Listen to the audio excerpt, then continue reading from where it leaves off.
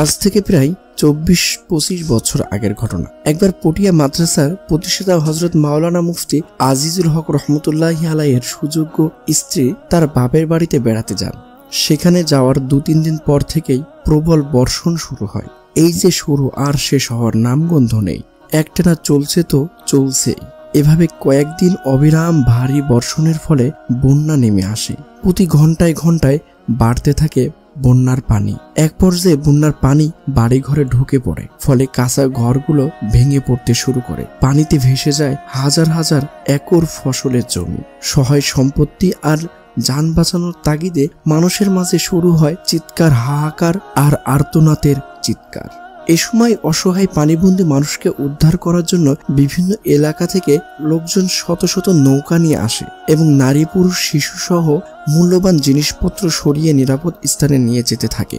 এদিকে হুজুরের স্ত্রীর বাপের ভিটাটিও ছিল মাটির তৈরি। পানি বেশি হওয়ায় অন্যান্য মাটির ঘরের ন্যায় এটিও ভেঙে যায়। ঘরের ভিতরে হয়ে যায় কোমর পরিমাণ পানি। খাটের ওপরও পানি চলে আসে। নিজেকে শুকনো রাখার মতো কোনো জায়গা আর বাকি নেই। এতক্ষণে শেষ হয়ে গেছে সকল প্রকার আশ্রয়। তাই বাড়ির লোকজন প্রাণের মায়ায় কাঁদতে শুরু করে। এমন তো অবস্থায় শহরের একটি নৌকা সেই পরিবারের সাহায্যের জন্য এগিয়ে আসে। উক্ত নৌকাটি বাড়িতে ঢোকার সাথে সাথে লোকজন তাতে চড়ে বসে, কিন্তু হুজুরের স্ত্রী সে নৌকায় উঠতে রাজি নয়। তাকে নৌকায় উঠানোর জন্য বারবার বলা হলো, অনেক বোঝানো হলো, কিন্তু তার একটি কথা, আমার হুজুর অর্থাৎ স্বামী না এলে কিংবা আমাকে যাওয়ার জন্য কারো মাধ্যমে অনুমতি না পাঠালে কিছুতেই আমি এ বাড়ি ত্যাগ করতে পারবো না, কারণ তার অনুমতি ছাড়া আমি কিছুই করি না, কোথাও যাই না। এ সময় কয়েকজন মহিলা তাকে বুঝালো এবং বলল, আপনি কি তাহলে এখানে থেকে মরবেন, জীবন দেবেন?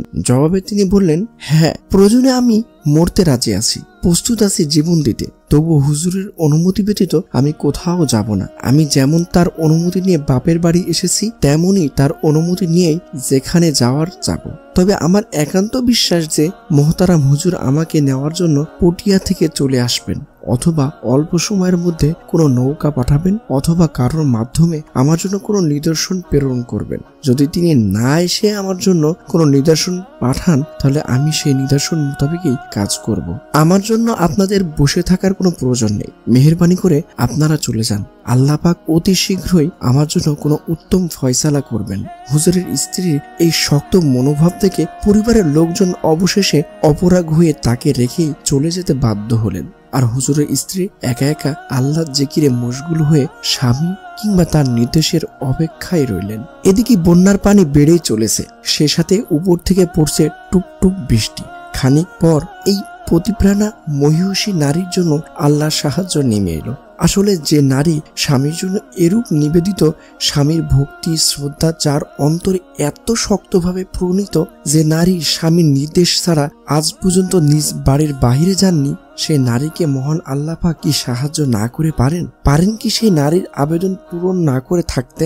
দূর থেকে দেখা গেল একটি নৌকা ধীরে ধীরে এদিকে আসছে। কাছে আসার পর দেখা গেল এটি হলো ওই নৌকা যা তার হুজুর অর্থাৎ হযরত মাওলানা মুফতি আজিজুল হক সাহেব রহমতুল্লাহি আলাইহি তাকে নিয়ে যাওয়ার জন্য পাঠিয়েছেন। তিনি সেই নৌকায় আরোহণ করলেন এবং স্বামীর কাছে চলে এলেন। হুজুরের কাছে আসার পর হুজুর তাকে জিজ্ঞাসা করলেন, তুমি তোমার পরিবারের লোকদের সাথে আসলে না কেন? উত্তরে তিনি বলেন, আপনি কিভাবে ভাবলেন যে আপনার অনুমতি ছাড়া আমি সেখান থেকে চলে আসব?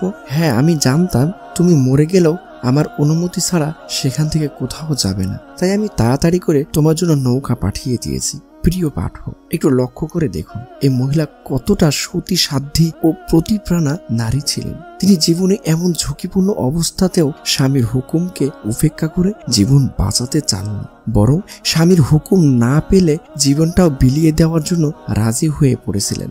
স্বামীর হুকুমের অপেক্ষায় কোমর পরিমাণ পানির নিচে একা নিরাশ্রয় হয়ে অবস্থান করেছেন। সুবহানাল্লাহ। আল্লাহ পাক এমন স্ত্রীকে এরূপ প্রতিপ্রাণা স্ত্রী হওয়ার তৌফিক দান করুন আমাদের মা বোনদের। আমিন সুম্মা আমিন। নিত্য নতুন গল্প শুনতে আমাদের চ্যানেলটি সাবস্ক্রাইব করে আমাদের সাথেই থাকতে পারেন। ভালো থাকবেন, সুস্থ থাকবেন। আল্লাহ হাফেজ।